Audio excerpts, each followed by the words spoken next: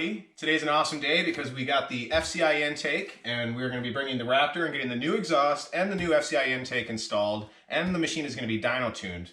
The first thing we're going to do is open the new Fuel Customs intake here, and this is a aftermarket intake with a box.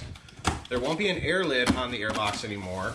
Fuel Customs is one of the best in the industry and a lot of people run their intake, so very excited to see how this looks. So it looks like we've got some mounting hardware here. Got a new filter here. It looks like we've got the intake tube. And then here's the new box. So you can see everything is pretty thick plastic. It's actually like really heavy duty. It looks really good. In case you missed the update video, this new intake is going to be paired with this new Rossier Full Exhaust system. All of the parts are going to be installed at CFM Motorsports in Ceylon, Minnesota by Chuck, the owner of CFM. He's going to do the install and dyno tune the machine as well. So we got everything loaded up. We're going to get everything in the box and hit the road. All right, so we're going to be pulling up to CFM Motorsports soon. This would be pretty awesome. I've never had the machine on a dyno. I've actually never even been by a four-wheeler while it's been on a dyno before. So it should be really cool to see the current numbers of the machine. I mean, it's got the stock air box, it's got the HMF full system and the power commander. So it'll be really fun to see what kind of numbers it's putting out. And I guess we'll see what this is all going to entail here.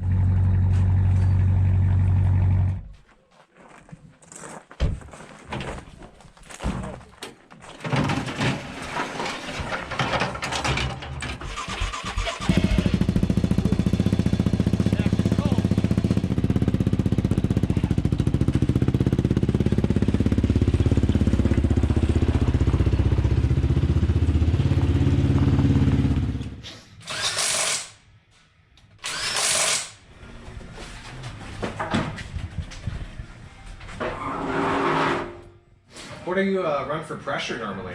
I usually just run something similar to what you put in them on the street, so about 7 pounds, something like that. One thing I try to do, no tires are exactly the same size, so I might bias the pressure a little bit on one or the other, just to make sure it's tracking straight and everything.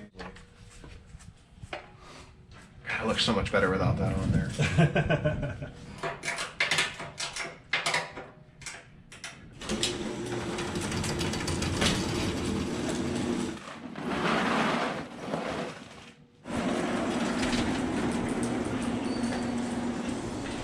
What do you think, Pete? I think there's a lot more to this process than I expected.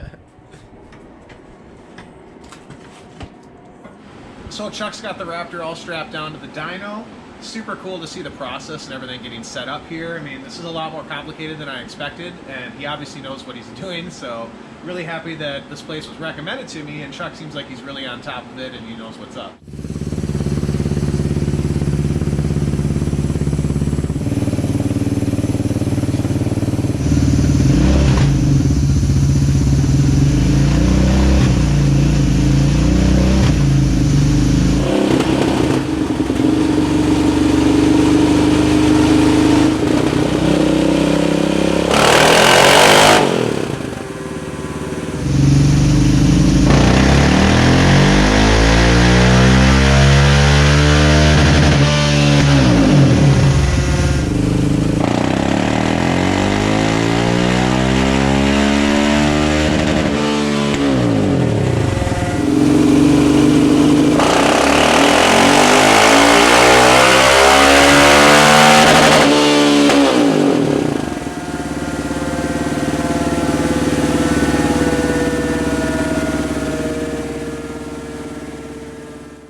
You've got plenty of airflow for what you're trying to do here.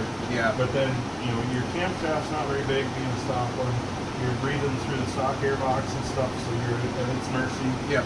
So it starts to kind of run out of air. And you'll see that downturn. Interesting. In torque. That's pretty cool.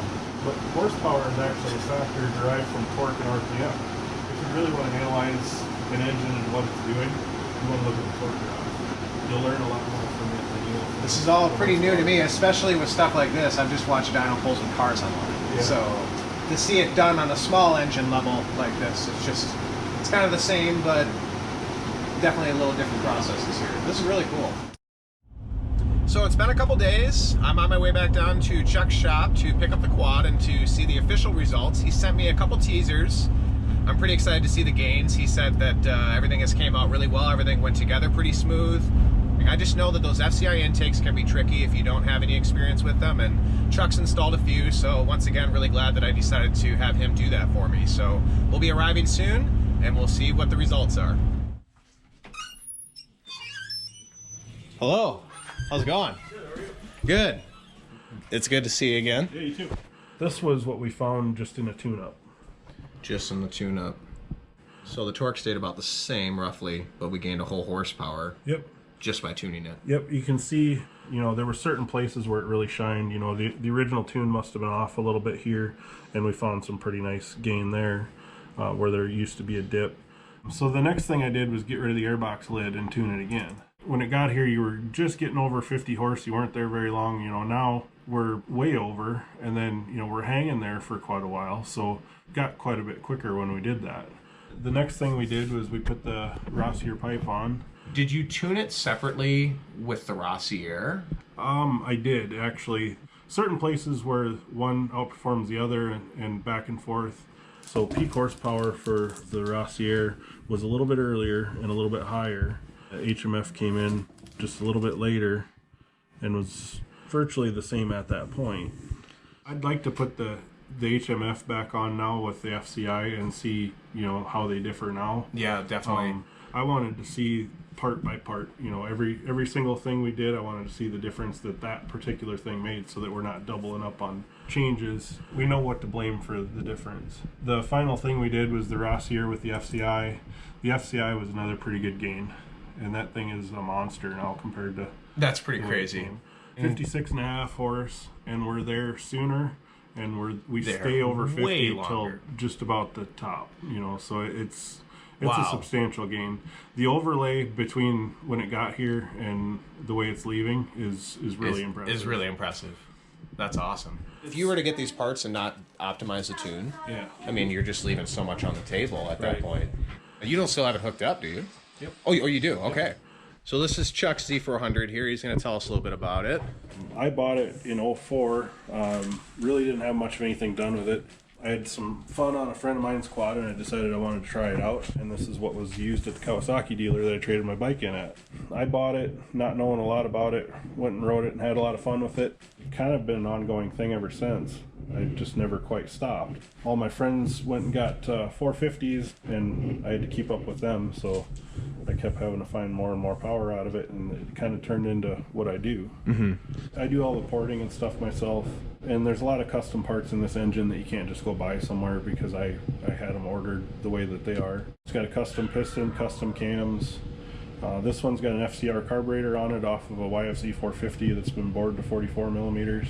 And then this has the custom frame to it too. Yep, it's one of the LRD aluminum frames. There's very few of these still left in existence that we know about. That was a pretty rare piece. I was lucky to get hold of that. It's got Jansen +3 front end on it, Durablu sway bar. This one's pretty much used for flat track all the time.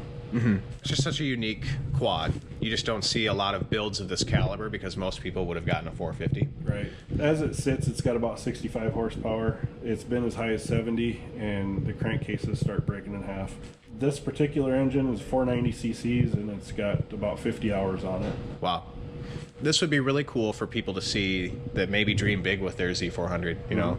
Yeah. And if you want Z400 work done, that you would be a really good person to talk to about it. So that's pretty cool. The pipe looks awesome on here. Holy cow.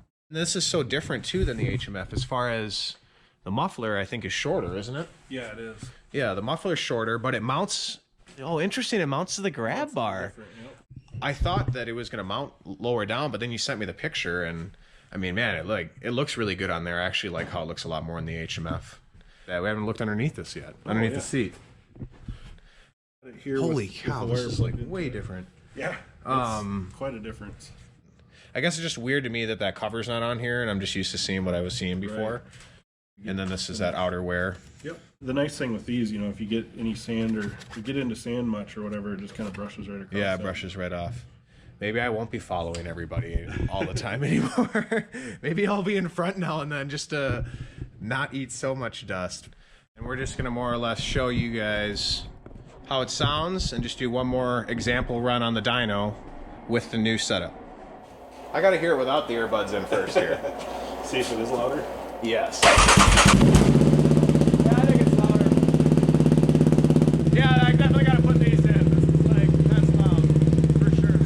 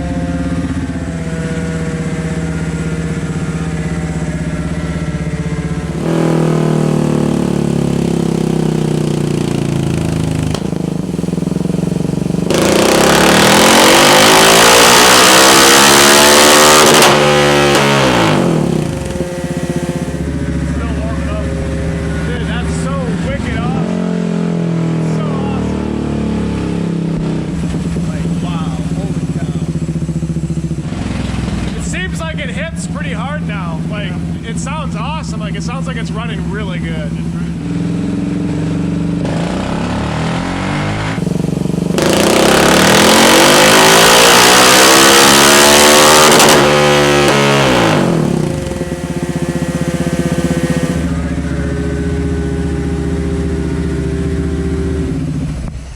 Wow.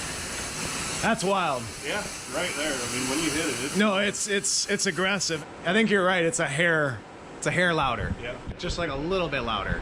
To know that it had a preset tune made me kind of leery, just because I knew that, well, man, it could run better most likely. Yeah. Everything adds up, and Yeah. And so the only way to do it and have it actually be as good as it can get is this way. Yeah. Thank you. Like, super awesome to see, and I'm glad you kept it set up for me so I could see it on here again. And I do want to do a donut outside in the snow. Sure. But I also don't. It'd be nice to like really experience it where I can really try it for the first time. Yeah. I think that would maybe have more wow factor. So maybe I'll wait, and I think it'd be fun to be on some dirt, unload the thing, and to not know what to expect, and to just hit the trail and be like, holy cow. So you'll want to sit a little closer to the front of the seat. yeah, sit up on the seat a little more. I think we're gonna wait. We'll be gentle with it. I'm not gonna romp on it. We'll save the surprise for the trip, and then I'll get on it for the first time on camera. It'll be fun. Yeah. So awesome.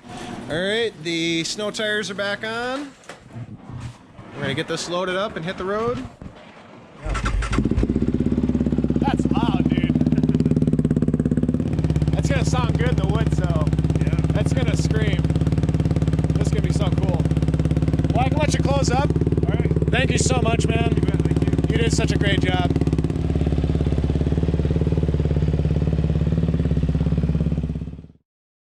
So I am back. Quad's all ready to go. Got the dirt tires put back on it. So excited to head down to Florida. This is going to be such a crazy adventure. I've never done anything like this. I cannot wait to ride in a whole new place, meet some new people, ride in warm weather. Man, is it just going to be a blast. So we got a lot of good stuff coming in the next 2 weeks here. It was so hard not to go out and want to romp on the quad with the new parts. The new exhaust sounds so cool, and it looks so awesome on there. I cannot believe how restrictive the stock intake was. Everybody's been telling me that for a long time, and now I definitely saw that. So once again, just so stoked about these new parts, and I cannot wait to hear this thing ripping through the woods. It's going to be so cool. So I just wanted to talk about the dyno experience one more time here. It was definitely a bit of a surprise to see that I most likely have a bent axle. We checked the rear carrier and everything is super snug. There's no slop or play or anything. So I most likely landed hard on a rear wheel at some point and I bent my axle, which kind of sucks, but we'll get that taken care of when I get back. Because the axle was bent and the machine didn't run as smooth as it could have on the dyno, who knows, maybe I'll get back down there and we'll kind of do one more follow-up run with the new axle to see if that actually made a difference in these tests.